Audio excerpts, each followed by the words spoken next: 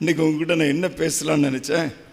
சங்கீதம் 132 சங்கீதம். இந்த சங்கீதத்துக்கு என்ன பெயர் கொடுக்கலாம், தலைப்பு கொடுக்கலாம் என்றால் வைராக்கியம். வைராக்கியம். இன்னைக்கு நம்ம ஊர்க்காரங்களாம் ரொம்ப வைராக்கியம் உள்ளவங்க, சரிதானா? வைராக்கியம்னா வீராப்பு அப்படின்னு நினைச்சிடாங்க. வீராப்பு, வம்பு, அது மூடத்தனமானது, சரியா? முட்டாள்தனமானது. வீராப்பு இது இல்லை கிறிஸ்தவம்.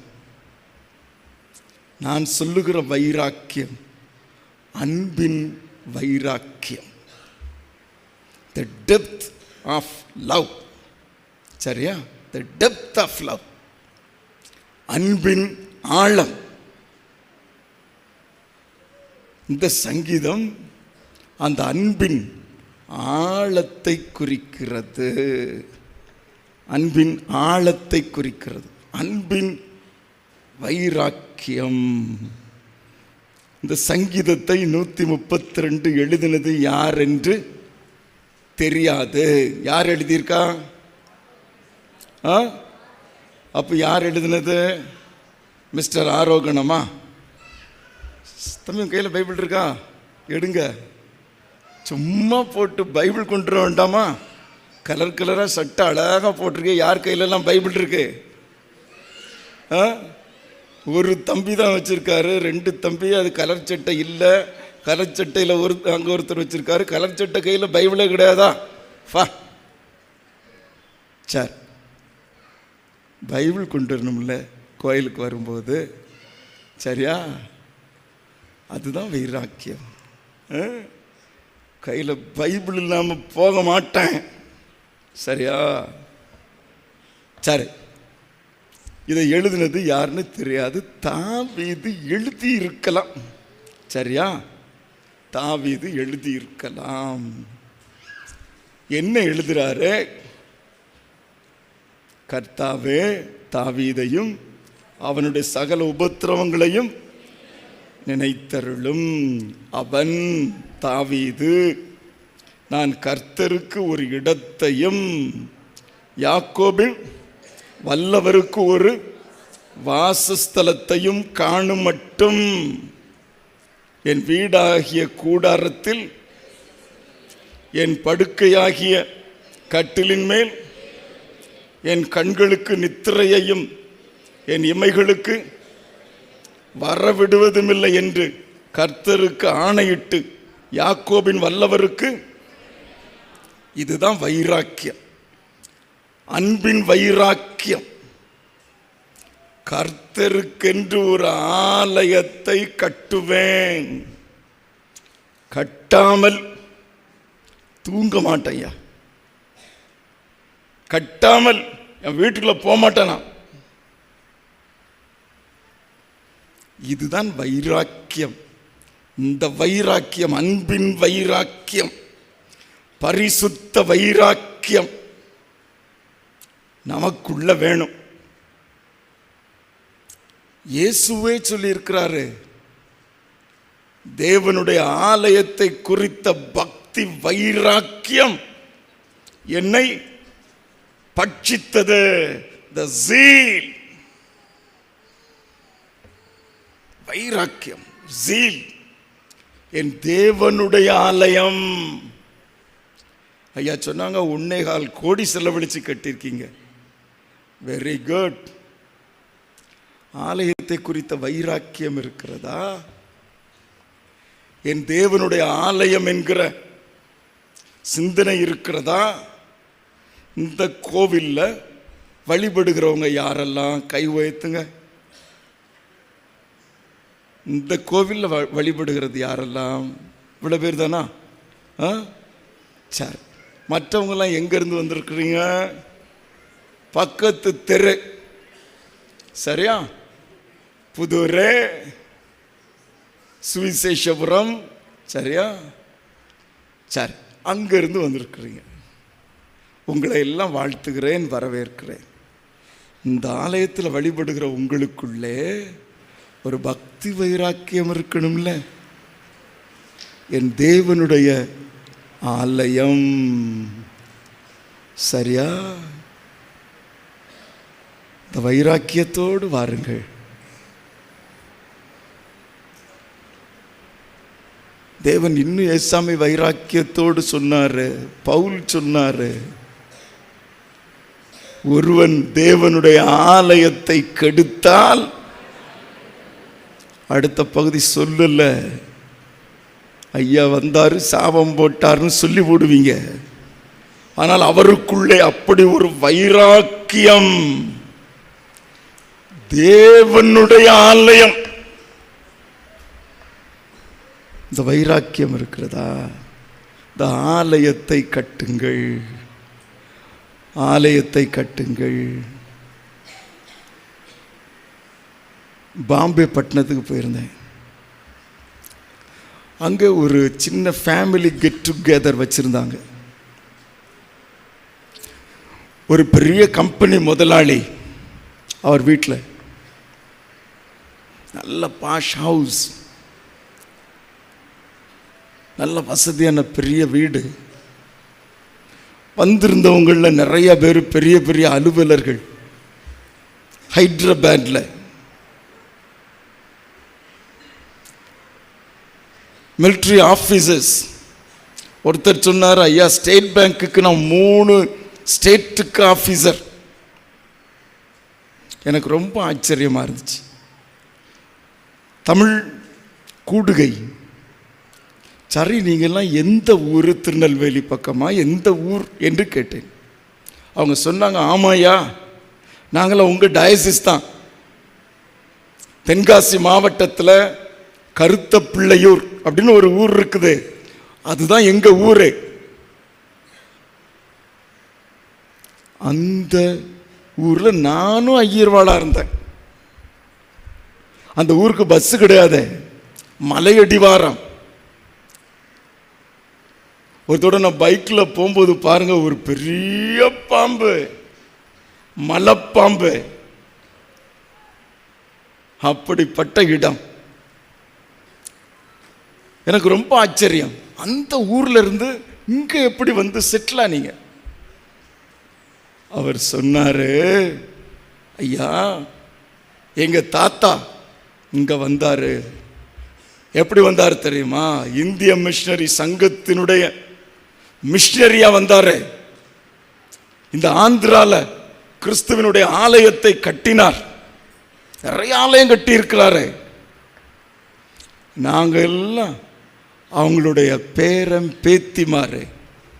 எங்களை எல்லாம் இன்றைக்கு கடவுள் பெரிய பெரிய ஆபீசர்ஸா வச்சிருக்கிறாரு, முதலாளிமாரா வச்சிருக்கிறாரு. எவ்வளோ பெரிய ஆச்சரியம் அல்லவா? பெரிய பெரிய தமிழ் கோவில்கள் அங்கே இருக்கிறது. ஹைதராபாத்ல இன்றைக்கு நீங்க கோவிலை கட்டுங்க, கடவுள் உங்க குடும்பத்தை கட்டுவாரு.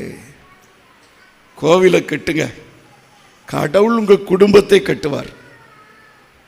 தாவீது சொன்னாரு, கோயில் கட்டாம தூங்க மாட்டாங்க, நித்திரை செய்ய மாட்டாங்க.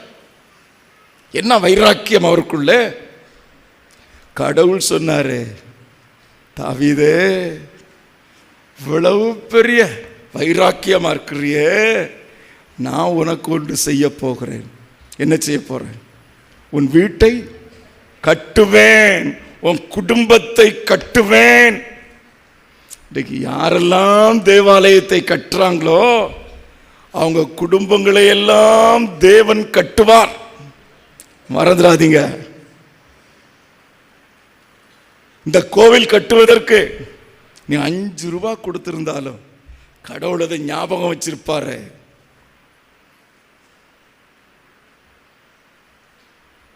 மூடி பிரசங்கியாரு ரொம்ப அக்ரஸிவ். சுவிசேஷம் சொல்றதுல, கடவுளுக்காக பணி செய்யணுங்கிறதுல மூடி பிரசங்கியார் ரொம்ப துடு துடு துடு நிற்பாரு. அவர் அமெரிக்காக்காரரு. George Muller இங்கிலாந்துக்காரர். ரொம்ப முதிர்ந்த தேவ மனிதர். அமெரிக்க பிரசங்கியார் இங்கிலாந்துக்கு போயிருந்தாரு. ஜார்ஜ் முல்லரை சந்தித்தாரு. இவர் துடுன்னு எதையாவது கடவுளுக்கு செஞ்சிடலாம் அப்படிங்கிறத இவருடைய துடிப்பை கண்டபோது ஜார்ஜ் முல்லர் சொன்னாரு, மூடி, நீ எதையாவது கடவுளுக்கு செய்ய வேண்டும் என்று நினைக்கிறாய், துடிக்கிறாய். ஆனால் என் தேவன் என்ன சொல்லுகிறார் தெரியுமா? நான் இந்த மூடிக்கு என்ன செய்ய போகிறேன்? நீங்க கடவுளுக்காக செய்தா அவர் சொல்றாரு, உங்களுக்காக எதை செய்ய போகிறேன்? கோயிலை கட்டுங்க, திருச்சபையை கட்டுங்க, உங்க குடும்பங்கள் கட்டி எழுப்பப்படும். தடைகளை வெட்டி போற்றாதீங்க. நீ திருச்சபையில் தடை யாரு? நம்ம தான் ஐயா வளர்ச்சியில், இல்லையா? ஆமா ஐயா, என்ன நான் தடையா இருக்கக்கூடாது, இந்த வளர்ச்சியில் நான் பங்கு பெறணும், உதவி செய்யுங்க. இவருக்கு ஆலயத்தை குறித்த வைராக்கியம், ஜீல், ஆலயத்தை குறித்த ஆழ்ந்த அன்பின் வைராக்கியம். இது கண்மூடித்தனமானதல்ல, அன்பின் வெளிப்பாடு. இரண்டாவது, இவருக்குள்ளே என்ன வைராக்கியம் இருந்தது தெரியுமா? அதுக்கு கீழே சொல்றாரு 7ஆம் வசனத்தில், அவருடைய வாசஸ்தலங்களுக்குள் பிரவேசித்து அவர் பாதப்படியில் பணிவோம். கர்த்தாவே, உமது வல்லமை விளங்கும் பெட்டியுடன் நீர் உமது தயாபர ஸ்தலத்திற்குள் எழுந்தருளும். ஆராதனையை குறித்த வைராக்கியம். ஆராதனை, ஆலயத்தை குறித்த வைராக்கியம் கூட நமக்குள்ள இருக்கும், இல்லையா? ஆராதனை குறித்த வைராக்கியம் இருக்கிறதா? கடவுளை தொழுது கொள்ளணும். இந்த ஆலயம் எதற்கு? கடவுளை தொழுது கொள்ளுவதற்கு, கடவுளை சேவிப்பதற்கு. ஆராதனையை குறித்த வைராக்கியம்.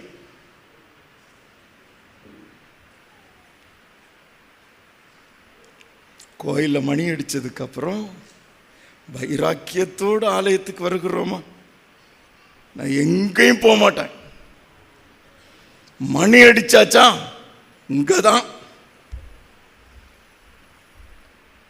இந்த ஒரு வைராக்கியம் இருக்குதா தம்பிமார்களே? இன்னைக்கு அழகா வந்து உட்கார்ந்து இருக்கிறீங்களே, ஆராதனையை குறித்த வைராக்கியம் இருக்கிறதா?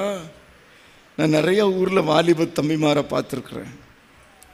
லைட்டை கட்டுவான், அதை கட்டுவான், மணி அடிக்கிற வரைக்கும் வேலை நடக்கும். 2ஆம் மணி அடிக்கும்போது ஒரு வாலிபர் இருக்க மாட்டாங்க, அங்கே எல்லாம் வீட்டை பார்த்து போயிடுவாங்க. உங்கள் ஊர் அப்படித்தானா? ஆராதனையை குறித்த வைராக்கியம் இருக்கிறதா? எங்கள் தேவனை ஆராதிப்போம். ஆராதனை குறித்த வைராக்கியம் உங்களுக்குள்ள இருக்கணும்யா. கேள்விப்பட்டிருக்கீங்களா? எரிக் லிட்டில் இங்கிலாந்து தேசத்தை சேர்ந்த ஓட்டப்பந்தய வீரர். 100 மீட்டர் டேஷ், அதில் தான் அவர் சிறப்பு வாய்ந்தவர். இங்கிலாந்து தேசம் அவரை ஒலிம்பிக் போட்டிக்கென்று தெரிந்தெடுத்தது, அனுப்பி வைத்தது. பிரான்ஸ் நாட்டில் பாரிஸில் அந்த ஒலிம்பிக் போட்டி நடைபெற்றது. அந்த ஒலிம்பிக் போட்டியில் பங்கு கொள்ள சென்றார். அவருக்கு ரொம்ப வருத்தம். 100 மீட்டர் டேஷ்கான டெஸ்ட் மேட்ச் ஞாயிற்றுக்கிழமை போட்டிருந்தாங்க. இவர் சொன்னார், ஞாயிற்றுக்கிழமை என்றால் நான் வரமாட்டேன், அது என் தேவனை ஆராதிக்கும் நாள். என் தேவனை ஆராதிக்கத்தான் செல்வேன்.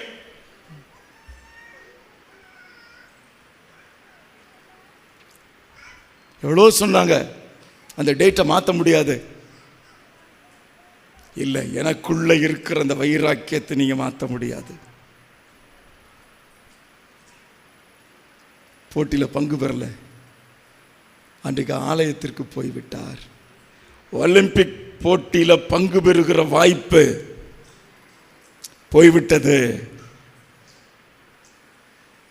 இவர் பெயர் 200 மீட்டர் டேஷ்லையும் இருந்துச்சு.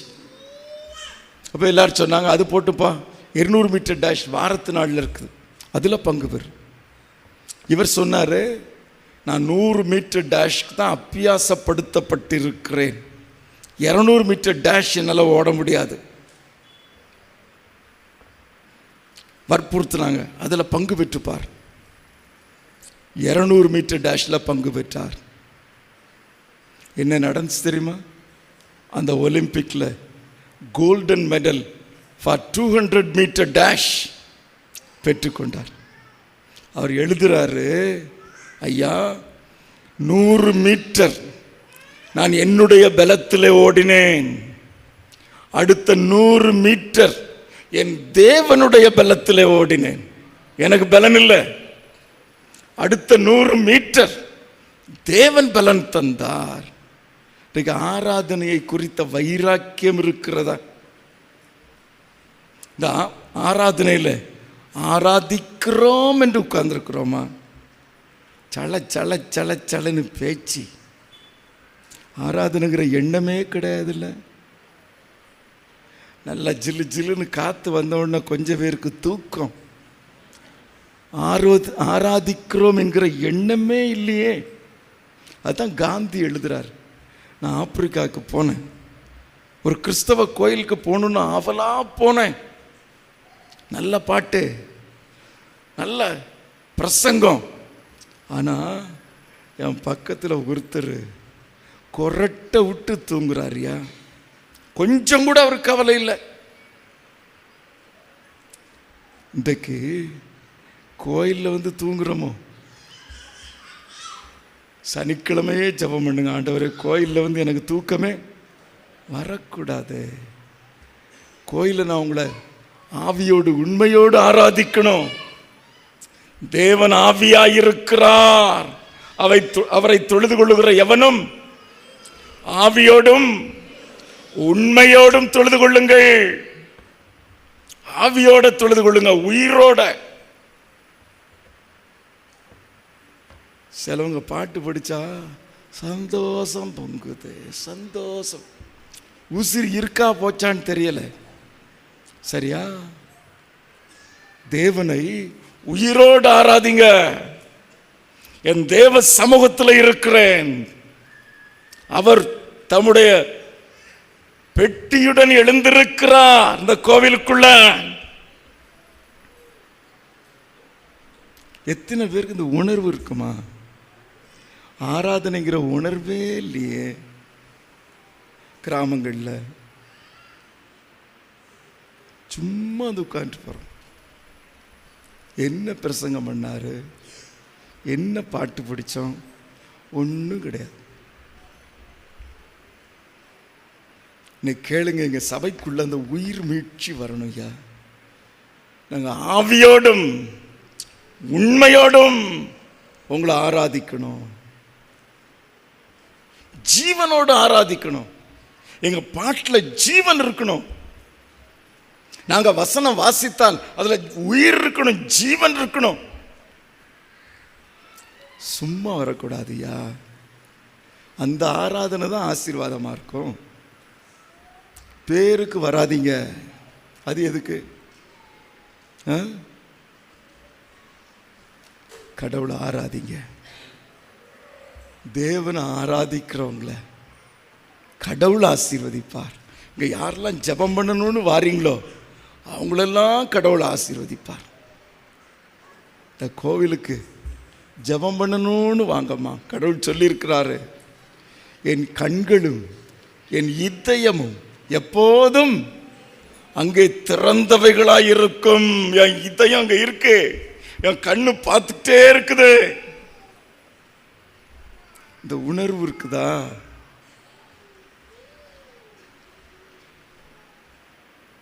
உதவி செய்யுங்கப்பா. எங்க ஆராதனைகள் உங்க நாம மகிமைக்கென்று அமையட்டும். மூன்றாவது அவர் சொல்றாரு, இந்த ஆராதனையில் என்ன இருக்குன்னு தெரியுமா? அவர் சொல்றாரு, உம்முடைய ஆசாரியர்கள் நீதியை தரித்து உம்முடைய பரிசுத்தவான்கள் அவங்க நீதியை தரிச்சிருப்பாங்களா? ஆசாரியர்கள்னா இஸ்ரவேல் ஜனங்களை சொல்றார் அவர். நீதியை தரித்து உம்முடைய பரிசுத்தவான்கள் கம்பீரிப்பார்களாக. இன்றைக்கு பரிசுத்தம் வேணும் ஐயா. ஆராதனைக்கு எழுதி போடலை, நம்ம போட்டுருவீங்க. பரிசுத்த அலங்காரத்துடனே தொழுது கொள்ளுங்கள். பூர்வமானது, பரிசுத்தமானது, கர்த்தருடைய ஆலயத்தின் அலங்காரமாயிருக்கிறது. பரிசுத்தம் வேணும் தம்பி. ஐயா, நாங்கள் பரிசுத்தத்தோடு உங்களை ஆராதிக்கணும்.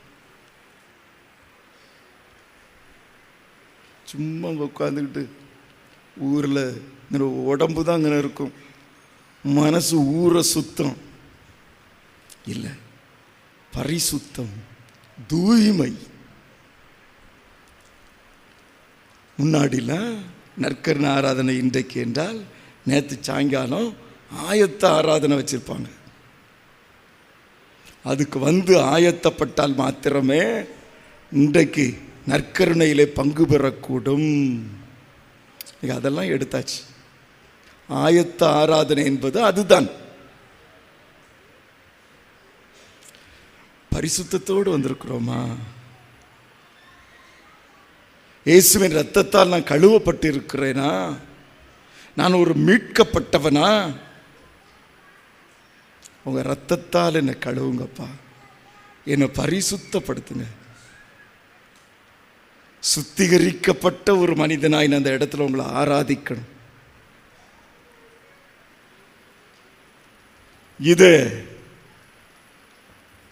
கிறிஸ்து ஆலயம் என்ன பேருக்கிளை என்பது பெருசல்ல. இது பரிசுத்தவான்களின் கூட்டம் தான் முக்கியம்.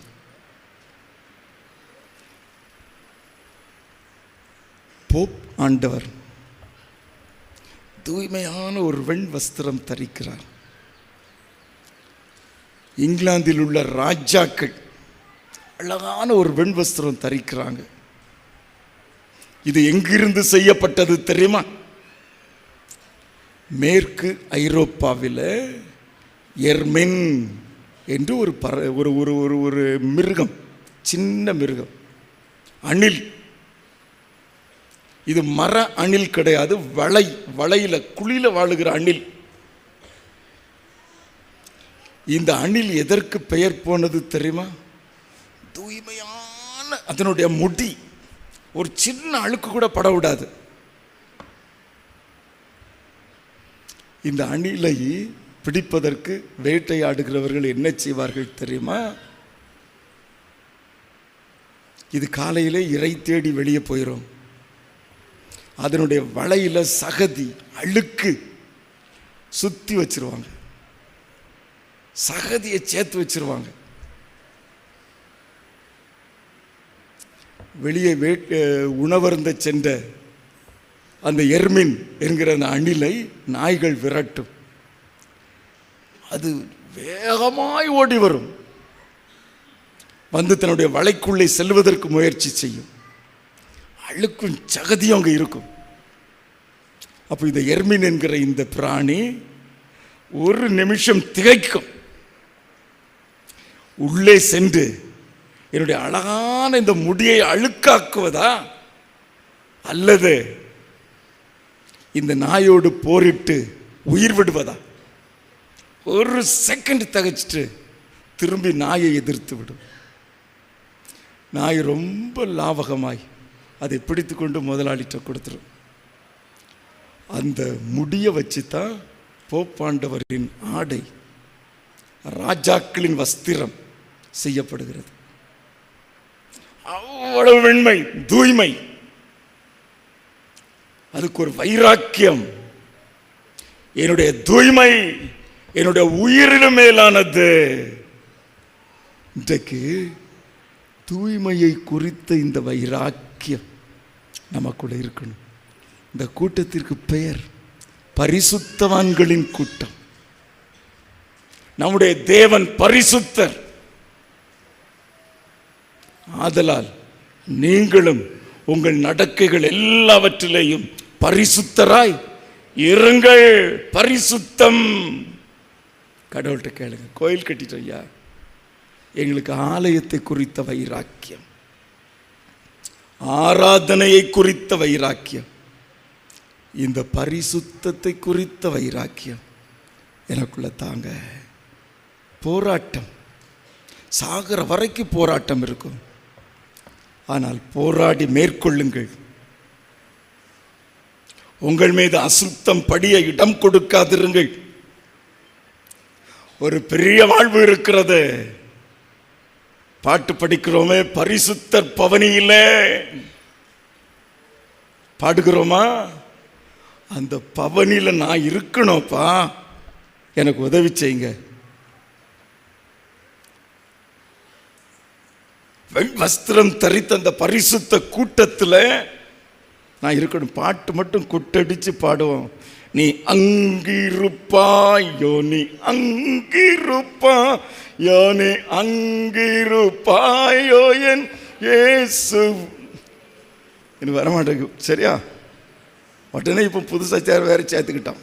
நான் அங்கிருப்பேன், நான் அங்கிரும்.